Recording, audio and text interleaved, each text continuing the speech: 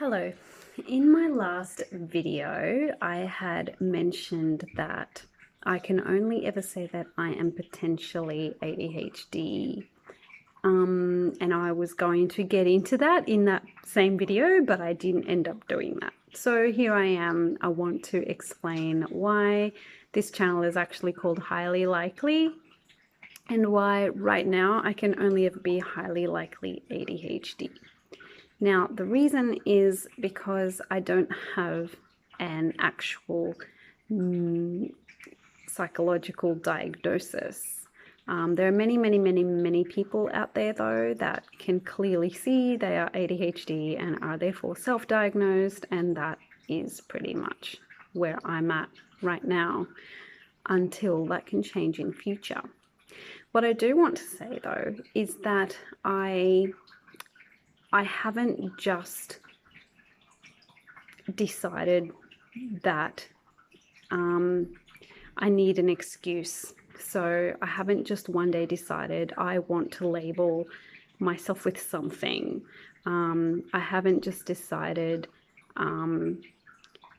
that what may look like laziness to the outside world, or what may look like not having it together sometimes to the outside world, or what might look like the inability to keep my house tidy to the outside world. I haven't just decided that these things should have a label. If anything, I came across my potentiality for ADHD quite by accident, and it had nothing to do with me looking for a label or anything like that.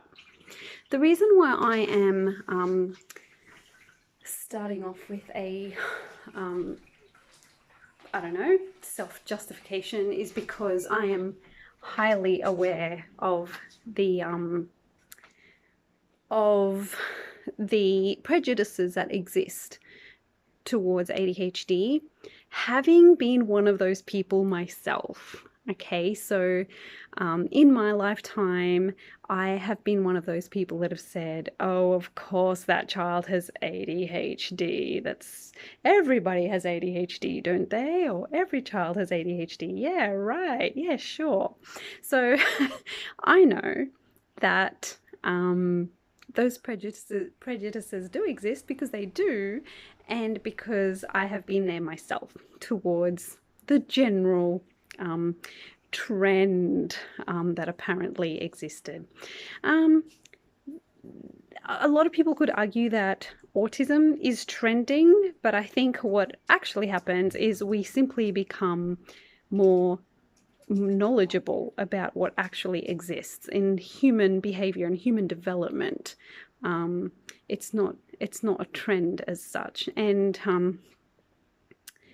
having studied psychology myself, I should especially be open to that kind of thing, open to new and groundbreaking discoveries in the field of psychology. And that's simply what's happened. So I did come across the potentiality of me having ADHD quite by accident. I was simply Googling, why does it take me so long to do everything? And everything that came up, every single result that came up on Google was ADHD related. And I was like, what? Like, what? Like, I was really shocked. Oh, stop! Silly dog. I'm gonna close the door. You're being silly. Doggy is being silly. And she's distracting me. And I will not let her distract me. Anyway, so after that, I decided to then do an online quiz. In fact, a few online quizzes, because I wanted to make sure that what I was reading or what I was learning about was actually true for me. And I did a quiz, a general do I have ADHD quiz, and came up at something like 70% chance or something. Like, it was a high percent chance that I had the quiz result was there's a 70% chance that you have, it might have been 63% or 75%. It was a decent percentage, right? That came up, and saying you very potentially have ADHD based on your answers. And I went, what? And then I came across some information saying that ADHD in women is actually quite different. And so I thought, well, if that's the case, could there be a quiz for women?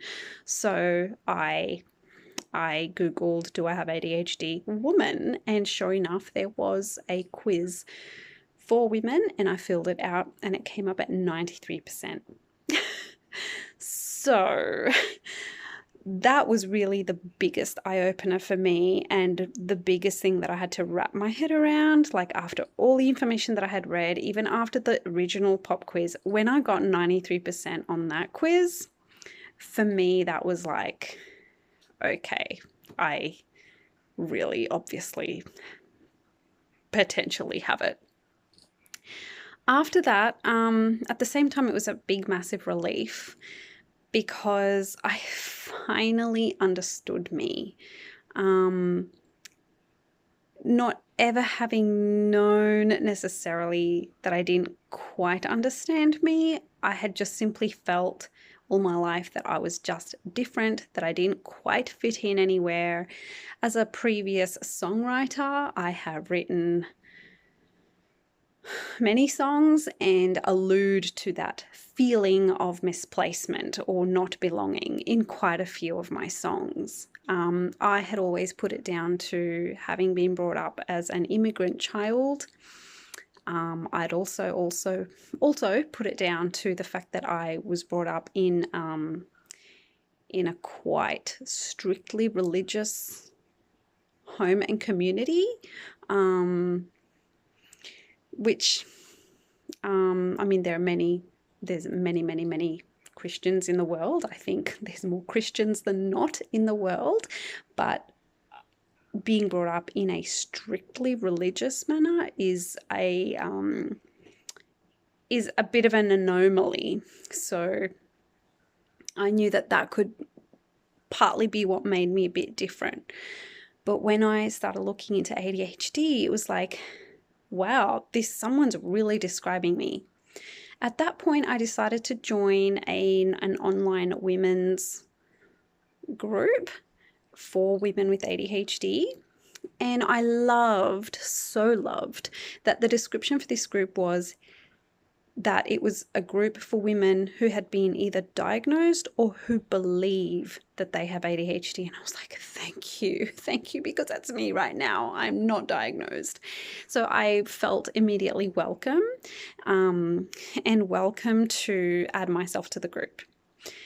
Once I was accepted into the group, I started reading all the forums, like all the discussions, and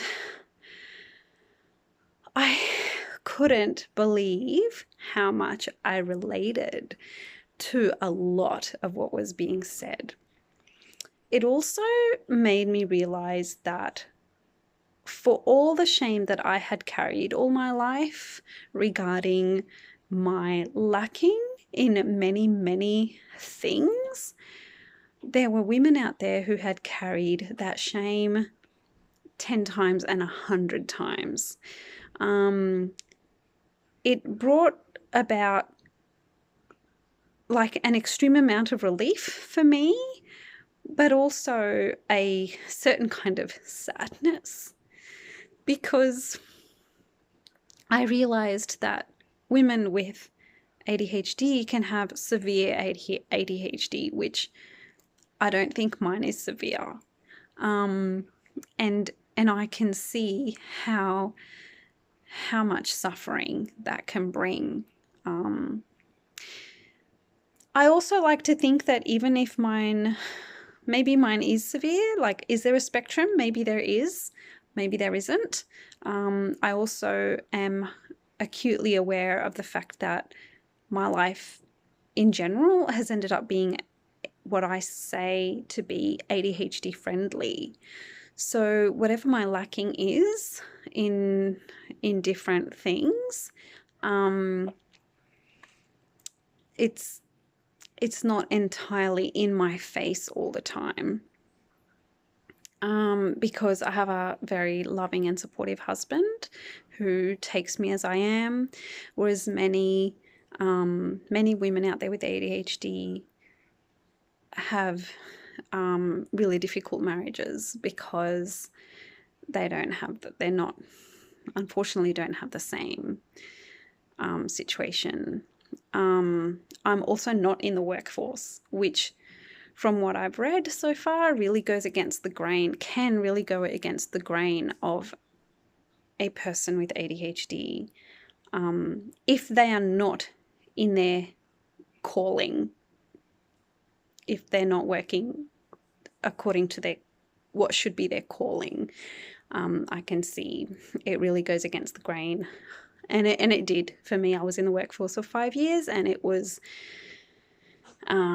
during which I nearly lost my marriage, because I can see how just the extreme structure of being in the workforce just doesn't allow for freedom or creativity, which is the living and breathing force of a person with ADHD. I really lost myself during those years, and I'm still really sad about that time in my life, because I really could have messed things up for myself. And I get teary about the fact that though I was blessed enough to have stuck it out and seen myself through the darkness and gotten to the other side of those marriage problems, many women, my heart goes out to many women with ADHD who unfortunately and very sadly don't get to go through to the other side.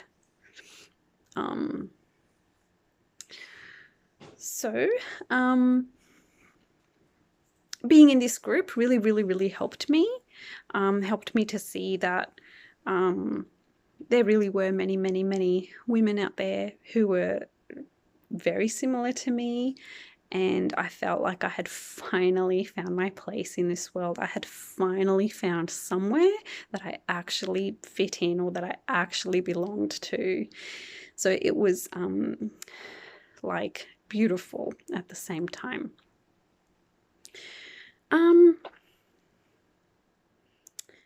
When I started sharing of my own funny quirks, knowing that they were ADHD related, I also started getting a lot of support and feedback from the women, a lot of camaraderie and commiserating, and that was really, really lovely. And again, a confirmation to me that I highly likely have ADHD. Finally, I decided to actually talk to my doctor about it. She was really, really supportive. She asked me several questions.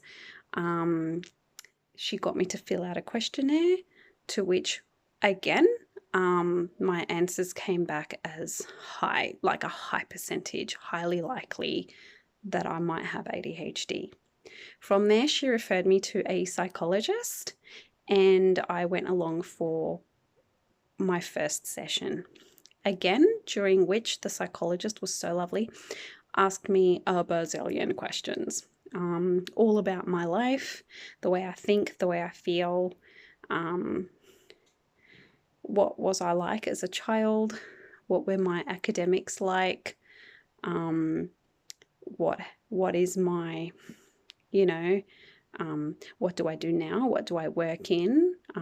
What are my exercise routines like? All that kind of thing. What's my sleep like? Sleep patterns like? And at the end of the session, she said to me that based on that first session, that I was pretty consistent.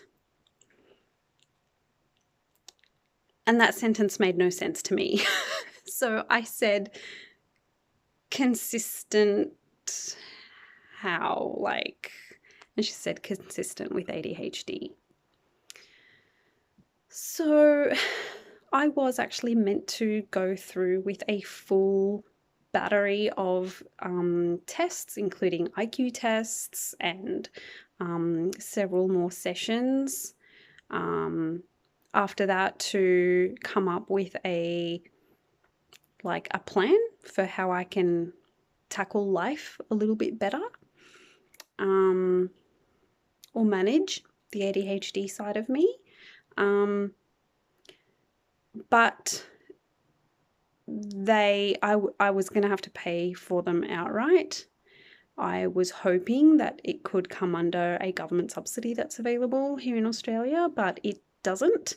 And it was going to end up costing close to $4,000. And I honestly cannot do that right now. So for me, I'm quite satisfied with the fact that 2 separate quizzes online, a questionnaire based on a DSM-4 questionnaire, even though that's been superseded by the DSM-5, but probably not many changes, right? So a DSM-4 questionnaire was given to me by my doctor, plus a session with a psychologist, all consistently came up as highly likely. So for me, that's enough. That's enough for me. And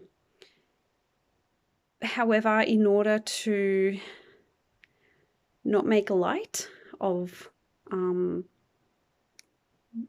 the situation, or make light of people who have been through that battery of questionnaires and all therapy sessions and stuff, I will continue my channel here with the description of highly likely or potential ADHD.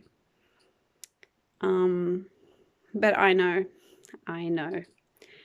what I am, and I know what my brain is like deep down in my heart, and I know the battles I have.